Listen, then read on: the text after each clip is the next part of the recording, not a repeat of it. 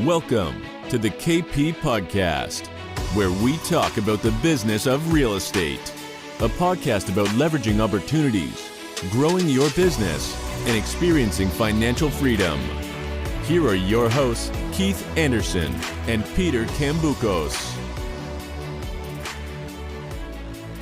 Hey everybody, welcome back to the KP Podcast. We're coming to you from the forum.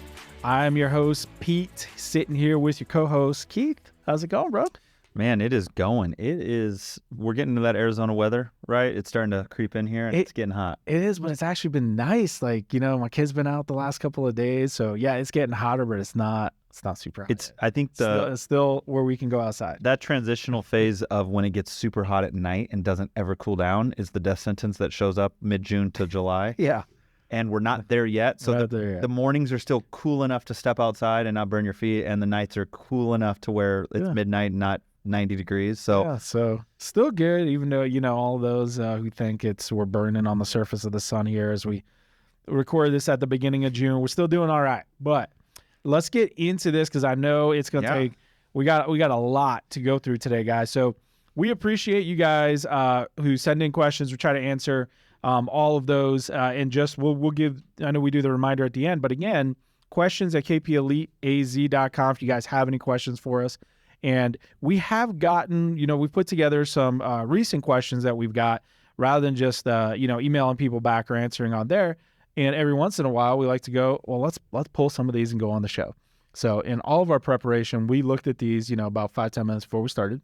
So you guys should get some really good answers from us here. But no, you'll get some authentic stuff as we try to do. We'll just kind of work our way through, see how many we can get to here, and then and see what we got. So let's see what people are talking about. What are people asking about that they want to know? So I'll offer the question number one. So we're just gonna quote the question. So we're gonna read it out to you guys, and then we'll tackle it. So question one. I've heard you guys talk about the builders working through their backlog and not having as many new starts coming. But what percentage of individuals purchasing new construction homes also intend to sell their existing home? So, yeah, and I guess, where they're going with this question, and we can only make some assumptions here, is, is that going to increase the inventory now, right? Because we're saying, hey, the inventory is low. And we talked about, new builds not having new starts, but hey, as those other ones come on, are we going to see, maybe the increase in the inventory there? And so to answer the question, first of all, right to the heart of it, what percentage of these people also intend to sell their existing homes? Well, we can look at the numbers traditionally, and we know based on historical data that about 80% of buyers are also sellers. So it's about 80%, which makes sense because if you think about it, the other ones are going to be, mostly new home buyers. Yeah. Possibly people moving from out of state or, moving whatever, a couple of other things there. But typically 80% has been the historical numbers over the past, 10, 15 years. Not sure how far back my data set goes on that. So yeah, I would say a pretty good number of them. But the other thing I would say is that's not a bad thing. We don't have any inventory. Yeah. So I think some here that are you saying 80% are sellers in Arizona when they buy? Correct. So in our Phoenix metro market, traditionally about 80% of buyers are also sellers. In Arizona? Yes. Not sellers in the marketplace as a whole. Like nationally? Yeah. So no, I'm talking about our local numbers. Okay. So 80% of the people that buy in Phoenix are selling a house in Phoenix. Typically. And then 20% are coming from out of state. Yeah. It's been, it's dipped down into the, low to mid 70s at times. But if I'm going back, I think that number goes back about 10 or 15 years. It's typically about 7 or 8 out of every 10 are also sellers. So, and I think the thing to think about is, at the end of the day, it's irrelevant because if they're buying a new house from there or they're buying it from the outside, it still comes to how many new houses are being created into our marketplace.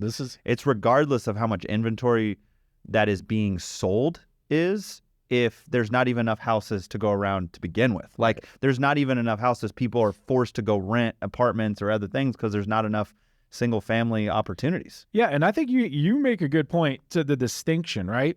So resale homes, we refer to it, and when I say we, everyone in the market refers to like, hey, what's the inventory? Yeah. Resale homes for sale. But to your point, Keith, that's not new inventory to our market. Meaning, like, we didn't create. If you think about cars, right?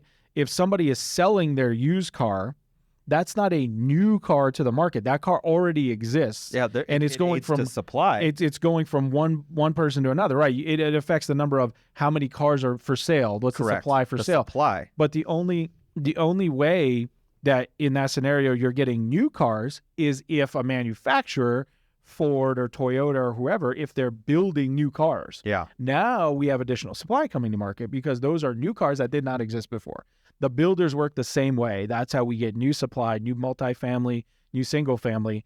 The resale stuff just affects how much is for sale in the market. Yeah. How much can you go buy? But it didn't create new homes. Correct. I think that's so key is because people are so worried about, when we talk about the inventory, most of the time we're talking about the fact that there's not even enough houses to come to market, like in certain situations, right? And so the demand is outweighed supply vastly for a long time. And the last thing I'll say, because I know we want to get to the other questions, guys, but just think about what I said there. 7 or 8 of these folks that are buyers are also sellers. Think about the chain reaction. So you're just looking at the first one and going, okay, how many of these people that are buying the new home are then also going to sell and that inventory is going to come on?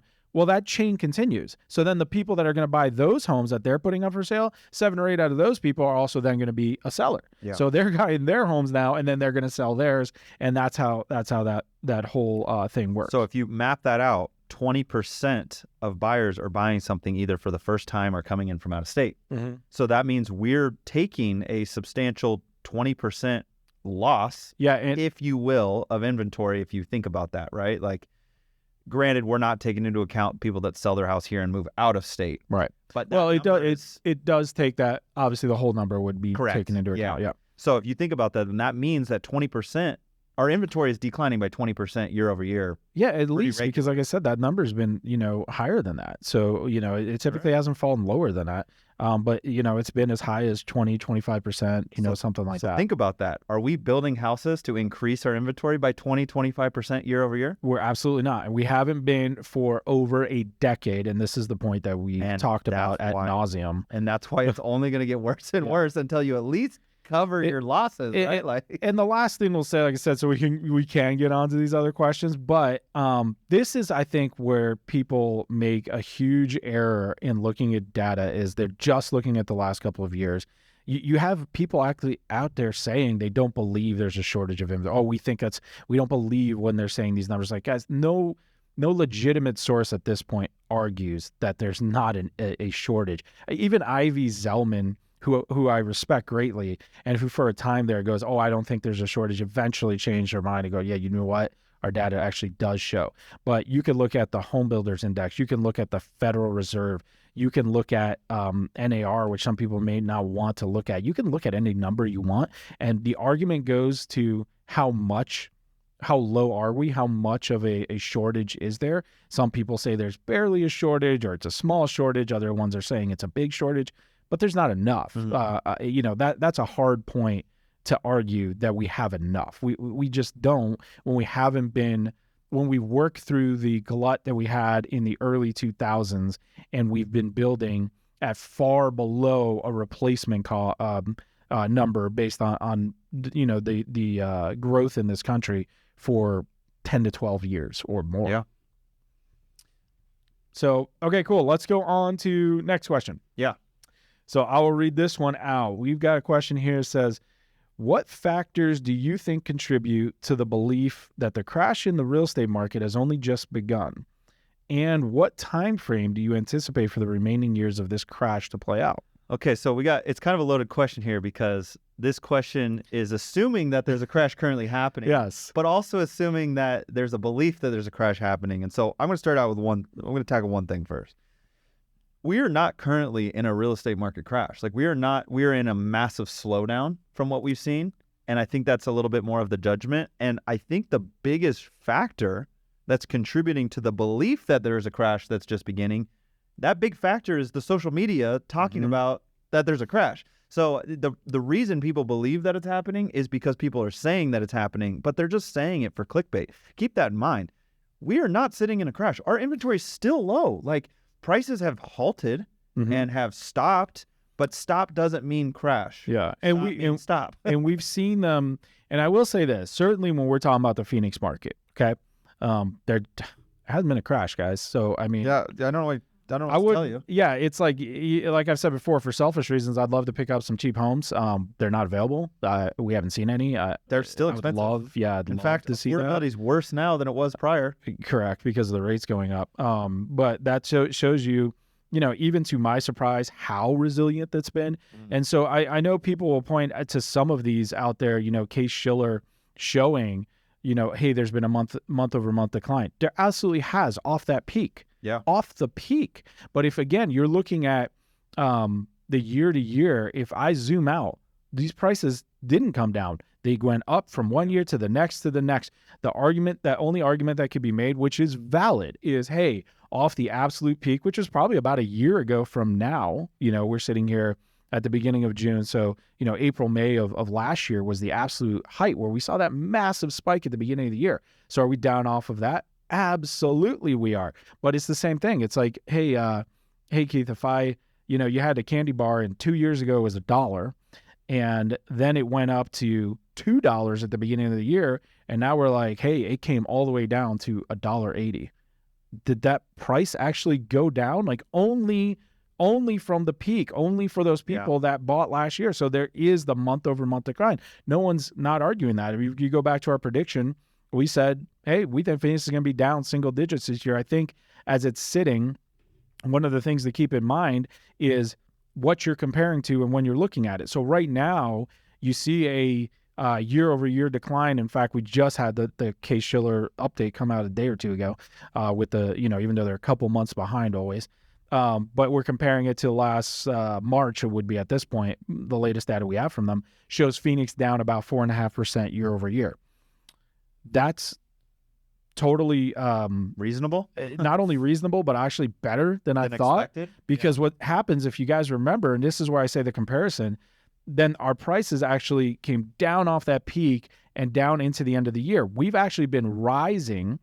Prices, not only in Phoenix, but across the country, been going up now for about 5 months. And so Case-Shiller is now starting to show those, for those that are paying attention to that index, the month-over-month increase, right? And so, but think about what I'm saying is happening. So if we had the peak at the beginning of last year, and now we're comparing, or beginning of, last year, and we're comparing to that, we're down off of that. But last year's number is going to continue to come down through the end of the year. This year's number has continued to go up. So we're actually, what we're saying right now, we're down 4.5% year over year. My prediction at the beginning of the year was we would be down single digits. We're now looking at the actual possibility that we're not down this year.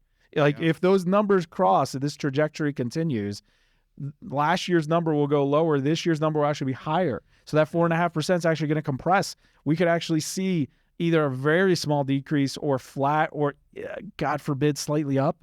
Like insane. And that's also assuming, or not even taking into the fact that we may have had actually inflated prices down the stretch there because of how aggressive the offers were getting. Yeah, we did. Like, so you saw that huge increase in price, but in all reality, price is relative, right? So the houses probably weren't worth what they were offering truly because of the fact that people were pushing the boundaries so aggressively on offers. We saw the pull forwards like we talk about. They were pulling forward because demand was strong and there was no inventory.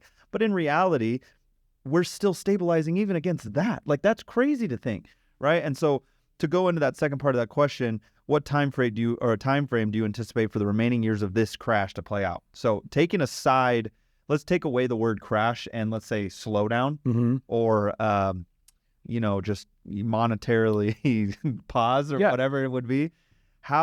When we talk about how long, it all is based on rates, I think, right now for our market. It's the cause of a lot of these issues that we're having. The increase in rates has massively changed affordability, crushing our demand and stopping the inventory, like trying to let inventory have a breath. But the sad part is, even with the crush of demand, inventory is still low and they're still in a seller's market. Yeah. My worry is, as soon as these rates change, where it's going to be back to the rat race within a certain extent, maybe not to the extreme, but a little breath in rates is going to send us right back. It's gonna kick it up. I don't think there's any way that we can see what we saw before with the affordability issues. But I will say this is something we've talked about before too, is we have seen crashes in the last couple of years. We saw a crash in supply and we saw a crash in transaction count. Now, what most people are paying attention to on social media, not differentiating, is they're looking for a price crash. Yeah. That we did not huge. see the price crash. My point to that is I'm actually crashed a little bit. correct. Yeah. I'm actually surprised. And I will say this, I'm surprised that we did not actually see prices go down more when we did see a crash in transaction count and demand. To your point. So you went through that crash in demand, the doubling of interest rates, and prices still held where they were. I got to be honest, that held up much better than even I was expecting.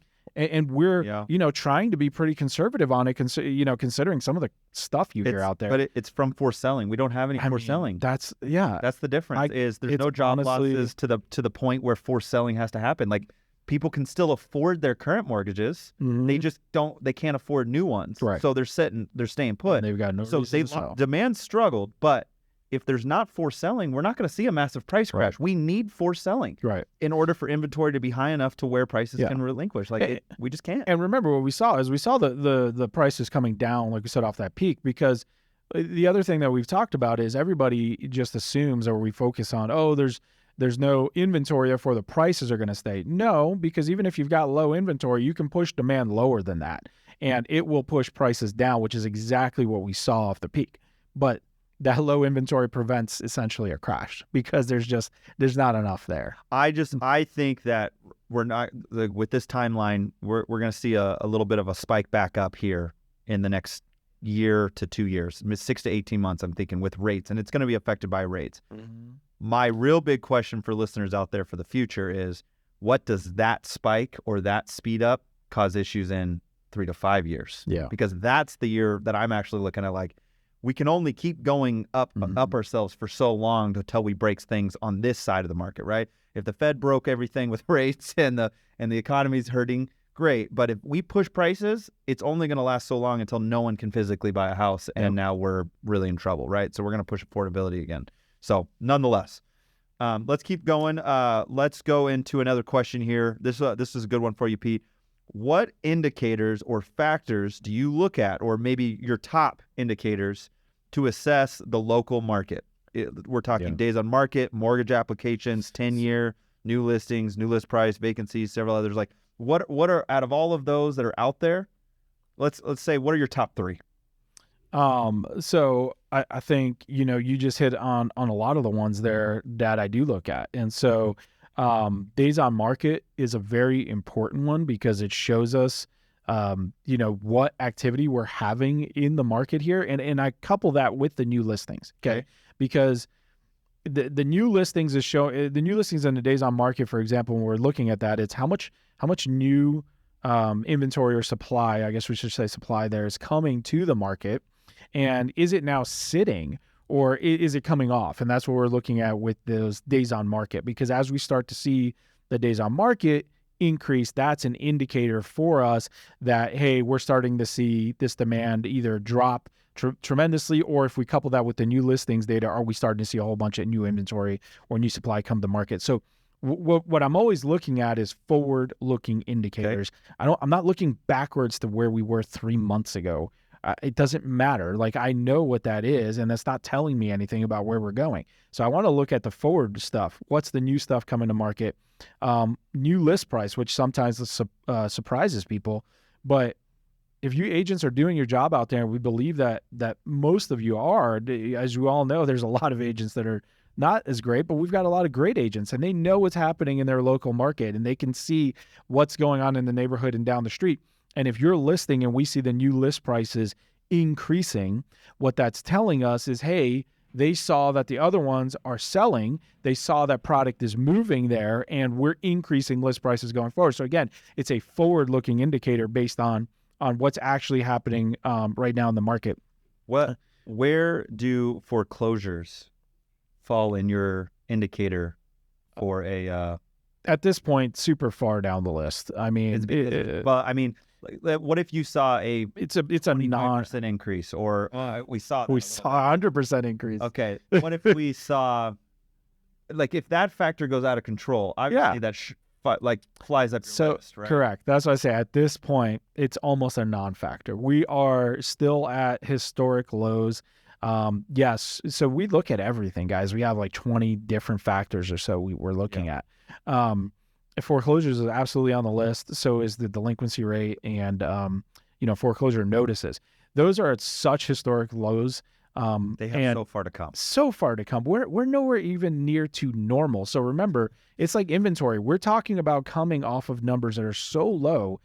We're struggling to get back anywhere near normal. Okay. And what I mean normal is, what did we see in not even 19 and 18, because we saw lows there and then we just crashed through that during the pandemic. And so, I mean, we have such a long way to go just to get back to quote unquote normal historical foreclosure rates, that at this point, it's not even a factor worth looking at until we even start talking about getting back to normal. Then it might start becoming a factor after that. So there's a long way to go on that. But to what you were pointing out on the last one, interest rates, that's a big one.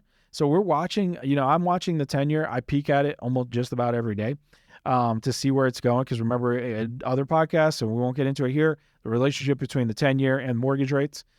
So that's why we're keeping an eye on that. Another forward-looking one is mortgage applications. So we look at the weekly mortgage applications. Because again, forward-looking, right? And so how many people are applying for mortgages? So we talk about in our real estate, when we talk about with our agents and look at our team, we have about a 90-day cycle, right? You meet a new client, that cycle's about 90 days till we have a closing there, roughly. Mortgages, it's about 60 days. We know that's a little bit lower. So if I can see where their mortgage apps, is that number up, down? What is it looking like week over week? That tells us, again, what can we expect in the next 30 to 60 days? It's one spot even more removed, right? Because you can't really track buyer consultations. Right. You can't really track or see that stuff. And with a mortgage application, we're actually knowing people are at the points where they're ready to write. Yep. They're taking action. Cool. Yep. Cool. Let's go. Let's look at this next one here. Okay. This year has been also, I'm assuming as I'm reading through this is coming from an agent. This year has been off to a very slow start for me and my business. Where is your team finding clients, or what areas are you having success with?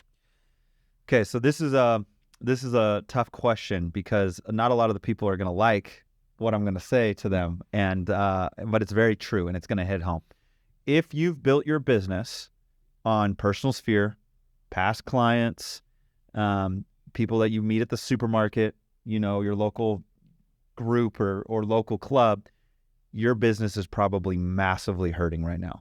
And the reason why I say that is because we've talked about it a little bit. People they can't even afford in this current market the house that they live in right now. We know that affordability has gone way out of control. So if they're making a transitional purchase, that's going to really be tough. It's going to be tough to be able to tell them, hey, you should sell your house, increase your mortgage by $800 to $1,000 a month, and go buy this other house that's lesser quality than the house you're currently in. That is a tough sell. I don't care how good you are at sales. That's tough. So if that's a majority of your business coming down the stretch, I can understand how a lot of agents in the marketplace have slowed down. So the question is, where are we finding these transactions? And you have to think about the people that are forced to buy or have opportunities to buy here. And that's two major buckets that I'm talking about. One is people moving here from out of state. That is huge, guys. So anybody that's coming in from out of state, they got a job transfer, they had an opportunity, they moved from maybe a more expensive market. California and Seattle and some of these other markets, they're still more expensive than Arizona. Yeah. So they're getting more house for their buck here in Arizona than they are there. Yeah, I was gonna say that's a huge advantage for us here in Arizona, guys. This is one of the top destination states that people are moving to, along with Texas and Florida and the usual suspects there. But we're always one of those top ones in that list, and so there is a lot of out of state people moving here, and like you said, those are people that either have no choice, if it's like a job transfer or something, or like you said, are moving for better opportunities, lower costs, whatever. So that's one. The other end of that spectrum is brand new buyers coming to the marketplace, right? Like renting is still expensive regardless. Rents have climbed, they're still high. And so renting and a mortgage is probably fairly similar right now in certain markets and certain spots. And so they'll still have the opportunity to be a first-time home buyer and want to buy a house for the first time. So those are the two buckets that I see more people are going to want to make a purchase if they're currently renting and they still have been wanting to buy for a long time. If they can find something that they can afford, that's the hard part. Yeah. But those are the tough parts. So typically someone that has never bought before and or someone that's coming out of state, those are people that don't have a relationship with a real estate agent yet. They're not your local friend down the street that you've helped buy or sell houses before. So those are coming in on online lead sources, online directories and channels, agent referrals from out of state, REO, relocation companies, all of these other boxes. Now, I'm here to tell you guys, this is one of those things where you need to be a part of an organization, a company, a team, a system, something that can help you provide it. As an individual agent in this marketplace, it is very tough to get on with lead sources, and it's very expensive to do it at any type of large scale. We're already seeing it with Zillow. We're already seeing it with a lot of other big entities. They are narrowing their lead focus to large teams, large organizations, and systems. So my best advice for you, if you're the one asking this question, or if you're thinking about this, plug into a system that provides those lead opportunities and give yourself a floor, a security to your business, and partner with teams that are going to provide a steady flow of business. Yeah. Yeah. And so, I think those are some very good points there, Keith, with the out of state, the leads. I'll talk, about a little bit the other ones. I think it's tough for the first time buyers. It's tough, now. but they still want to buy. They want to, like you said, a lot of times they can't. Yeah. I would say on the other side of that is, so you have a lot of people that are stuck, but you've also got, if you have that referral network, you can work that one, because people who have owned that home for a while, they're sitting in a very good equity position right now. And so that is people that wanted to make the move or can afford to right now, even with these rates. If they've got a large equity position and they can make a large down payment on the next purchase, they've got a lot less competition right now, and maybe they don't care as much. And we are seeing that about rate. Yeah, for the people going, you know what, that's okay, I'll do it because I can put down 30, 40, 50%, and I'm okay swallowing that. I'm okay dealing with this because I want this house. I want to go to this area. I need to, and so we see that. And so I would say work your referral, even if it's not directly them, who do they know that could be in those move up situations where it's working, or cash. We're seeing that those same people with cash. But yeah, to your point there, we always talk about it, like on our team, it's like a stool or a chair. You want to have multiple legs. And so the referral business is fantastic, but it cannot be the only leg on your chair or your stool. You're going to fall over. And so you need that piece, but you also need the other pieces, because to your point, Keith, it's like you can't rely on that. Like we always say, you can't be like, hey, referral network, I need something this week, and expect that they're going to send it to you. You want that there, but you also need the people that are out there actively raising their hand going, hey, I need to buy right now. I'm ready to buy right now. And that's where those other sources come in that you're talking about. So you've got to have that multi-prong effect, and you've got to have the people that, to Keith's point, have to go, have to buy, have to sell, need to, or whatever, that are putting their hands up in addition to your database, your referral network, and all of those things there. All right, let's go into the last question we have here, and just dive into it as we're coming to the end of the show. This is an interesting question. Population growth and birth rates have been declining for years. Don't you think that will lead to excess supply? Yeah, I do. Okay. Eventually. Yeah, I was going to say, how long? Yeah. Like, what? So these are some of these questions, like, because we see these, these people are like, hey, you guys have talked about demographics and all these buyers that are coming in there, but we've been seeing, the birth rates and the population. I will say, as I'm reading this one, it says population growth and birth rates have been declining for years, which is correct. But see what it says, population growth. So it's the rate at which it's growing is declining, but it's still growing. Still increasing. What we're saying is, hey, the population is not growing as fast as it did 10 years ago. That's 100% correct, but it's still growing. And so when we don't have enough houses now, we're still growing. Same thing with the birth rate. Anecdotally, we did see just this last year, I think, was the first uptick in birth rates. Thank you, COVID. Yeah. Apparently, that's what that really means. It was after COVID, actually. They went down in COVID. It was right at COVID's over. We're excited. That's exactly it. Yeah, it was after COVID's over. It was like the first increase in like 8 or 9 years, I think, or something like. But anyways, I don't want to get sidetracked. But yeah, it is. And will that eventually lead to it? It will, because eventually we'll get to the point where that matters. But we're a long way off from that, because remember, birth rates are coming down, for example. Well, Keith, how old's your daughter now? Well, a little over 1. Is she ready to buy a house? Yeah. Oh, yeah. Because you know what I like. Like, Exactly. this is the point. Like, Yeah, and even then, the average home buyer is not buying until they're mid-20s. right. So think about who we're dealing with right now. 20 Right? years from now. So we're dealing with what was going on, 25, 30 years ago. That's who we're seeing today. So the fact that this has been declining for the last 10 plus years, it has. And 10 plus years from now, this will be a legitimate concern. Yeah. Like at that point. And even then, though, like you also have to think about the fact that you have people moving here still aggressively. So we don't. Population growth, I get it. But even on top of that, Phoenix as a hyper-focused market, we still have people moving here massively. So at the end of the day, I think did we just break 6 million people in the greater Phoenix? I think so. happened. Yeah, if I remember. So and that's to your point, Keith. We talked about that before. It's not going to be the same everywhere. So places like Phoenix, as one example, they're going to continue to grow because other places are going to continue to lose that population. So yes, it's going to grow a lot faster. The birth rates are down. There are going to be a lot of places in this country that are in trouble with that. There will be places like Phoenix that will hold up a lot better because population keeps growing, people keep coming. Yeah, and they have such an advantage against supply right now. There's such a vast gap, right? Like we have a massive supply issue. So it's going to take even longer with considering both those variables as we go. Yeah, so I'll say that with that one is, yes, you're right. It will lead to excess supply eventually. I don't know when, but I mean, we're looking at 10 plus years out. At some point we'll be talking about that. All right, guys, I appreciate everybody jumping on and joining us for some questions. Again, feel free, send us your questions. We love to tackle those, and we'd love to make some new podcast topics around what you guys are wanting to hear. We're here for you guys. That's the biggest point of our show, is to continue to educate and to create the true narrative that's in our markeplex of actually what's going on. Yeah. Avoid the noise, guys. Avoid it. And so follow us on all our channels, Instagram, YouTube, Facebook, at The KP Elite and The KP Podcast. And we'll see you guys in a couple weeks. See ya.